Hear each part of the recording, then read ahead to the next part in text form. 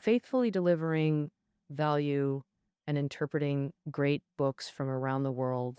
Hello, this is Sally Talks Books. Today we're interpreting the essay collection by Murakami Haruki.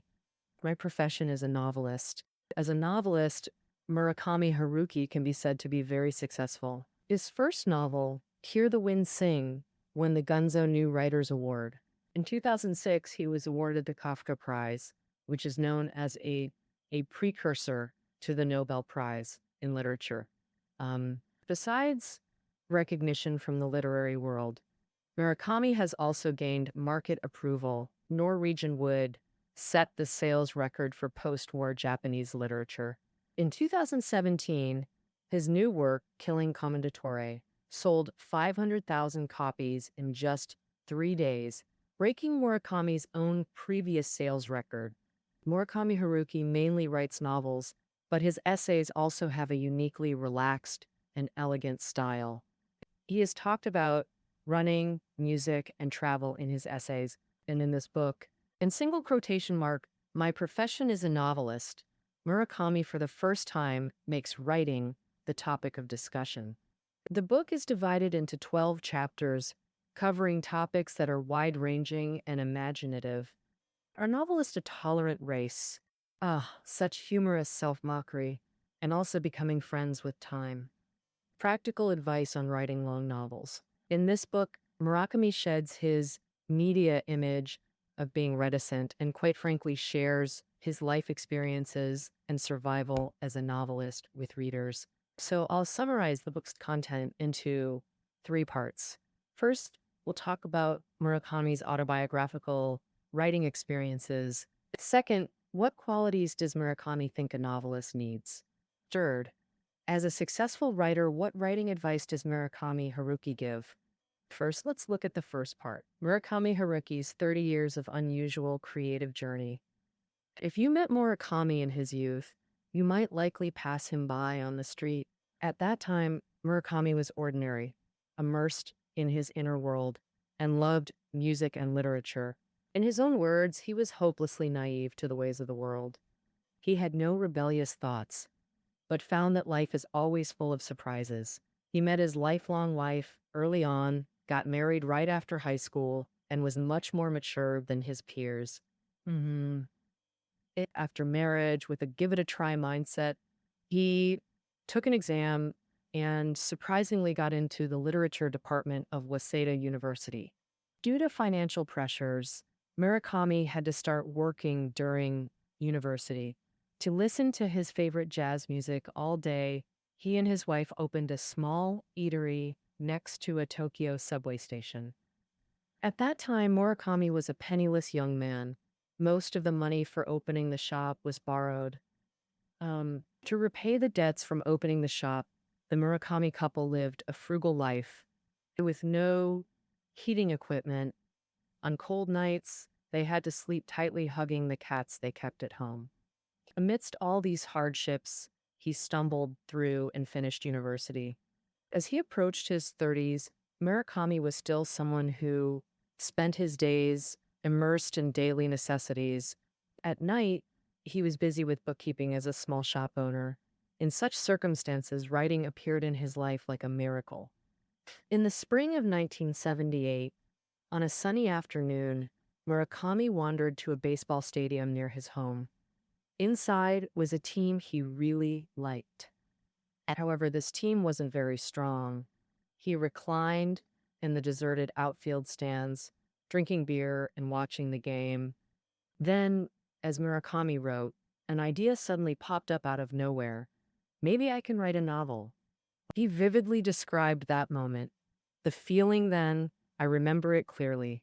It was as if something gently descended from the sky, and I spread my hands and firmly caught it. Murakami didn't analyze this turning point rationally, just saying it was like being struck by lightning. After this moment, his life path was changed. After the game ended, Murakami bought writing paper and a pen. Every night after closing the shop, he wrote all night at the shop's dining table. He spent half a year writing his debut novel, Hear the Wind Sing, and with it, He won the Gunzo New Writers Award. Coincidentally, that weak B-class baseball team also became the biggest dark horse that year, unexpectedly winning the league championship. Although this debut caused a sensation in the literary world, Murakami's writing journey wasn't smooth sailing. After winning the award for his debut, Murakami was twice nominated for the Akutagawa Prize, the top honor for new writers in Japanese literature, but he didn't win either time. At that time, there were many skeptical voices in the literary world mocking him for lacking talent. However, Murakami took a magnanimous attitude toward this, saying, I actually felt relieved.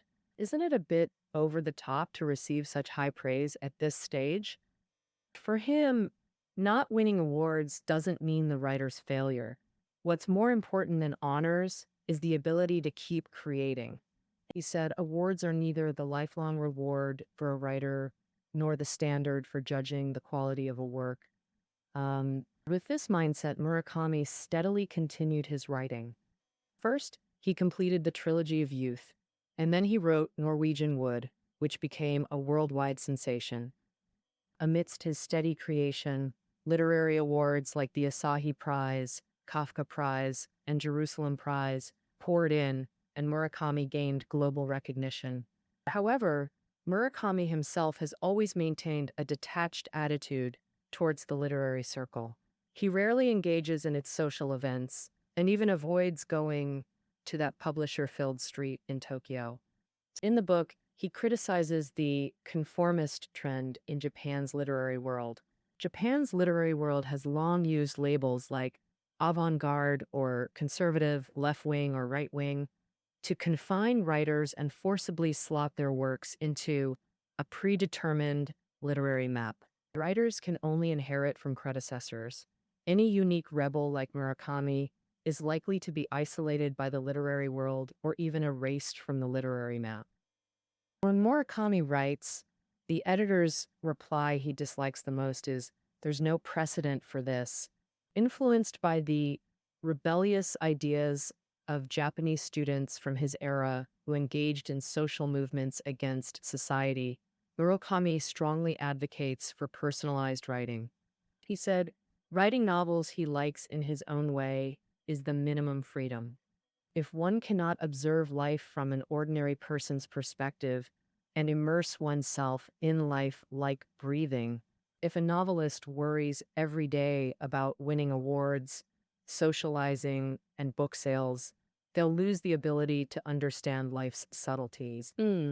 Even after gaining some fame, Murakami still maintains a drive for perfection. In the late 1980s, he felt Japan's social environment was very restless.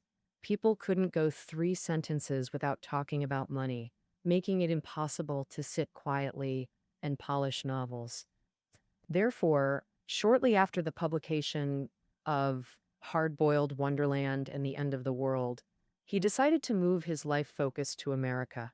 Starting from the mid-1980s, he lived long-term in the eastern U.S.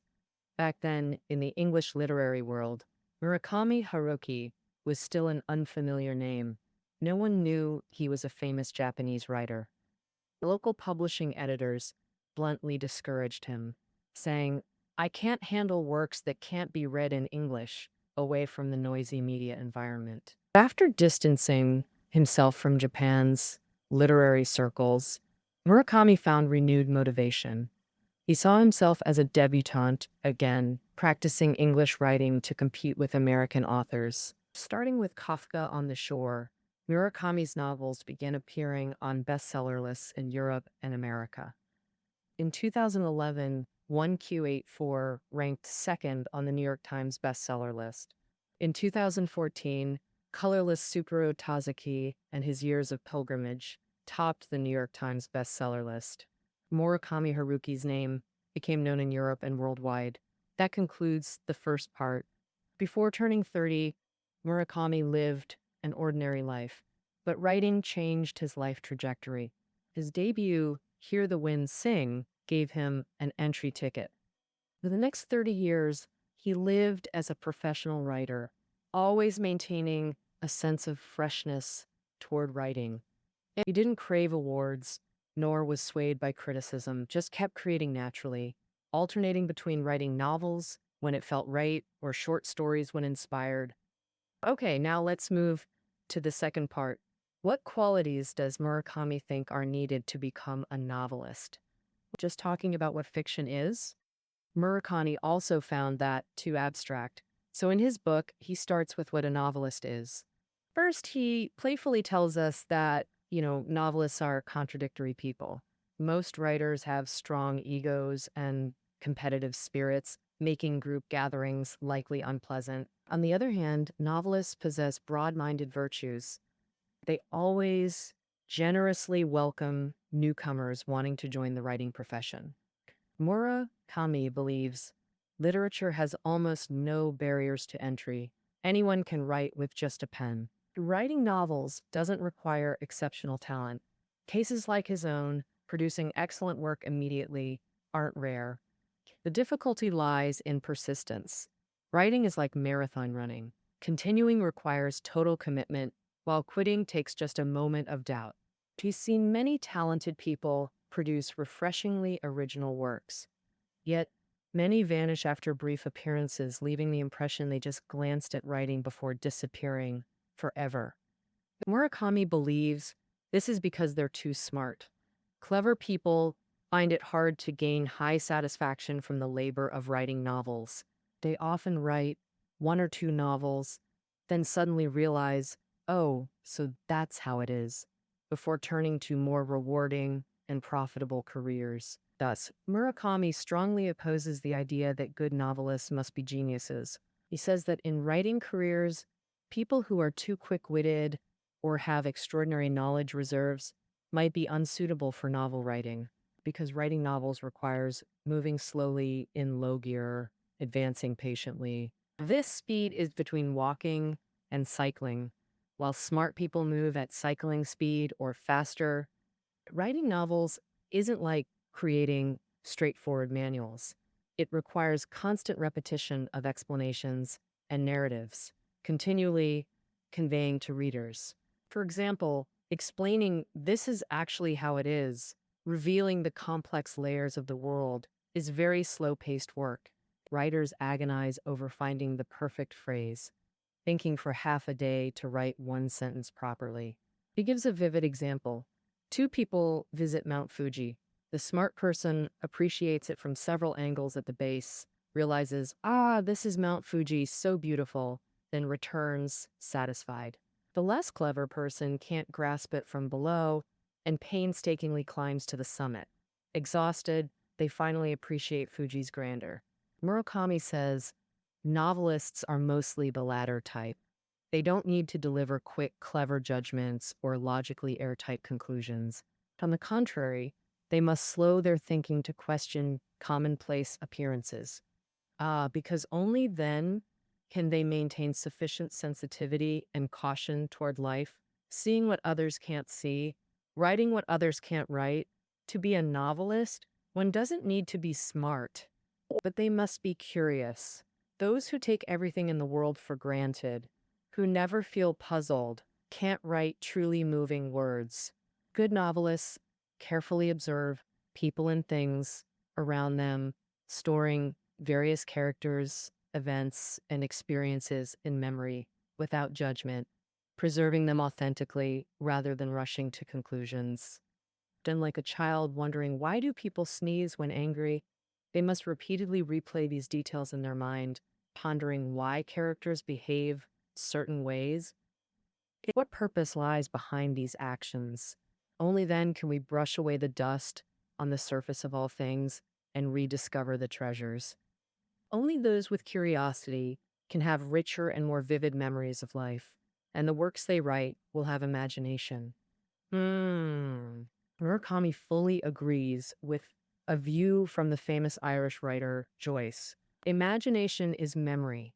A novelist should build a huge filing cabinet in their mind to categorize and preserve these fragments of life. As such material accumulates, the motivation to write a novel will naturally arise, and it doesn't have to be earth-shattering memories to give birth to a good novel. When Murakami first wrote a novel, he had no idea what to write about. He hadn't experienced war like his ancestors, nor the post-war chaos and hunger like the previous generation, nor any revolutionary experiences. He just lived an ordinary life. What was worth writing about? I believe many people also have such confusion what to do. Murakami says, then turn having nothing to write about into a weapon. Make full use of your existing material library, even if they're just insignificant details in life, and fearlessly let them create magic, and strive to surpass predecessors. He tells aspiring writers that you don't need earth-shattering details or to be witnesses of history. Literature is ordinary, approachable, and can make everyone feel dignity. His novels also reflect this. His protagonists aren't glamorous, urban success stories or trendsetters. Most dislike the coldness and utilitarianism of big cities, being lonely and introverted, soft yet resilient, silently floating and erupting in daily life. Besides curiosity and rich memories, Murakami believes novelists must love the act of writing itself. Writing is an extremely demanding profession. It must come from inner desire, not external vanity. Every writer will eventually face themselves honestly. The only thing that can serve as a source of motivation is loving writing itself. For those still hesitating whether to make writing a lifelong career, Murakami offers his advice. Oh, uh, uh, he says you must understand one thing. Writing is a completely personal act, and then make your choice. Therefore, as a best-selling author, Murakami did not deliberately maintain a very close relationship with his readers. For him, instead of racking his brains to please readers while writing, he prefers to go to bookstores or discussion meetings to listen carefully to readers' comments on his works, even if they're unpleasant. This way, he can soberly and rationally recognize the impression his novels leave, and only then can writing itself continuously nourish his vitality, rather than constantly worrying about sales, reputation, and reader feedback, becoming a pitiful prisoner of fame and profit. Murakami's vision of this profession is what Heidegger called true work. It is the foundation of human existence, a source of tranquility, dignity, and nobility, not the alienated labor defined by material relations common in modern production. Murakami said that perhaps for this reason, he has never felt that writing was arduous labor, nor has he ever felt unable to continue. For 30 years, day in and day out, and here the second part is concluded. In this part, Murakami pointed out who can write good novels. One doesn't need to be very smart, doesn't need to worry about the ordinariness of life. As long as one maintains curiosity about life and persistently continues the work of experiencing and recording life, one can enter the world of literature. A person with a lasting love for the world will naturally make writing a way of life. Okay, now let's move to the third part, Murakami Haruki's unique creative secrets. To date, Murakami Haruki has published 14 full-length novels. His high productivity has largely contributed to his popularity and amazed people with his vigorous creative power. What is the secret behind this? First, Murakami said that when conceiving a novel, one should adopt a relaxed mindset of not necessarily having to be an artist. He said that before becoming an artist, a so-called novelist must be a free person. At times, they prefer do what you like in the way you like. Therefore, if seeing yourself as a craftsman is more beneficial for creating novels, then demote yourself to a craftsman. For example, Murakami places great importance on rhythm when creating. He requires himself to write 10 pages of manuscript paper every day, regardless of his condition. Even when ideas are flowing abundantly, he must restrain his passion to write exactly 10 pages, no more, no less. This mechanical rule doesn't fit people's imagination of artists and inspiration. but it has been Murakami's creative habit for many years. Secondly, writing long novels requires a resilient body. To write a long novel, Murakami often takes 2 or 3 years, holing up in his study every day, writing alone at his desk for several hours. This undoubtedly requires intense concentration and strong physical health, which Murakami particularly emphasizes. For this reason, after becoming a writer, he deliberately cultivated a hobby of long distance running because for nearly 30 years, he has persisted in running for an hour every day and participating in 2 marathons each year. Murakami believes there is no clear boundary between body and mind. To tell a good story, a novelist must descend to the depths of consciousness, to the dark bottom of the soul. To navigate the dangers within chaotic consciousness, a novelist must have a resilient mind and a strong body as a vessel, so as not to become the kind of mad artist in the public's eyes. In Murakami's words, physical discipline is an indispensable condition for continuing as a novelist. When a novel is temporarily finished, Murakami often painstakingly polishes the work. He detailed this polishing process. After completing the first draft, Murakami sets the manuscript aside for about a week, then begins the first round of revision. The focus of this revision is to make the entire story flow more smoothly. No matter how long or complex the novel, Murakami never outlines a writing plan. Instead, he writes freely, letting the story take its own course. This inevitably leads to inconsistencies in plot and character development. At this point, he does a thorough rewrite from the beginning to smooth out the story. In the second revision, Murakami shifts his attention to details, controlling the tension and pace of the plot. He believes a long novel is a story of considerable length. If every screw is tightened too much, readers will feel suffocated. Therefore, it's necessary to relax the writing in certain places from time to time. When the second revision is complete, Murakami puts the novel in a drawer for a while, goes out traveling, and then rewrites it again after 1 or 2 months.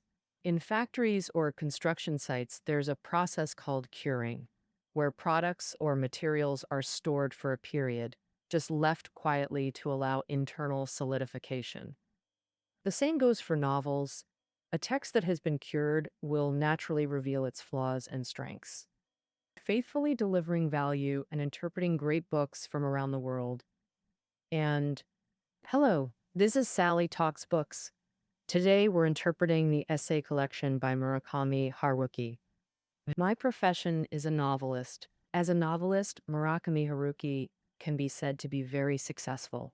His first novel, Hear the Wind Sing, won the Gunzo New Writers Award. In 2006, he was awarded the Kafka Prize, which is known as a precursor to the Nobel Prize in Literature. Besides recognition from the literary world, Murakami has also gained market approval. Norwegian Wood set the sales record for post-war Japanese literature. In 2017, his new work, Killing Commendatore, sold 500,000 copies in just 3 days, breaking Murakami's own previous sales record. Murakami Haruki mainly writes novels, but his essays also have a uniquely relaxed and elegant style. He has talked about running, music, and travel in his essays. And in this book, in single quotation mark, my profession is a novelist, Murakami for the first time makes writing the topic of discussion.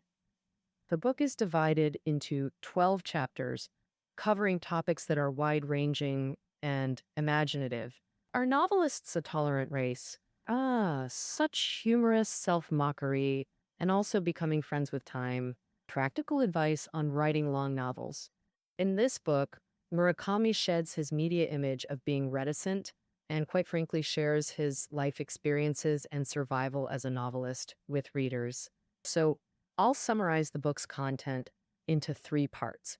First, we'll talk about Murakami's autobiographical writing experiences. Second, what qualities does Murakami think a novelist needs?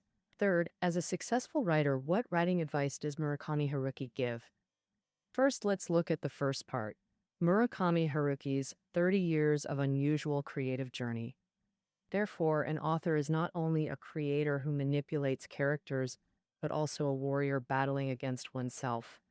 He evaluates himself in the book. I am someone still groping in the dark, on the front lines of the literary battlefield, charging into the fray in the flesh, narrowly escaping death, yet pressing forward courageously.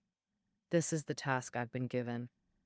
Well, my profession is a novelist. That's all for interpreting this book for you.